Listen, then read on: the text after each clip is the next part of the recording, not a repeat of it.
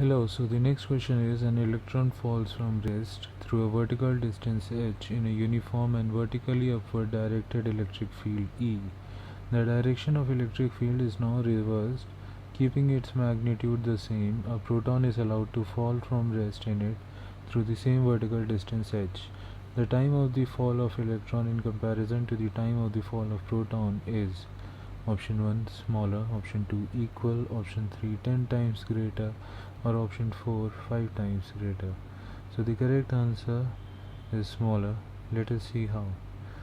As we know that T equals to root 2h by g plus E into capital E by m.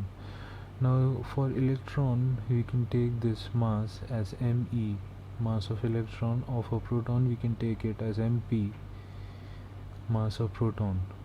Now since we know that mass of proton is greater than mass of electron, now since it is inversely proportional and with a root, we get that the time for electron is greater than the time for proton. So the option number first, smaller, is the correct answer for the given question. Thank you.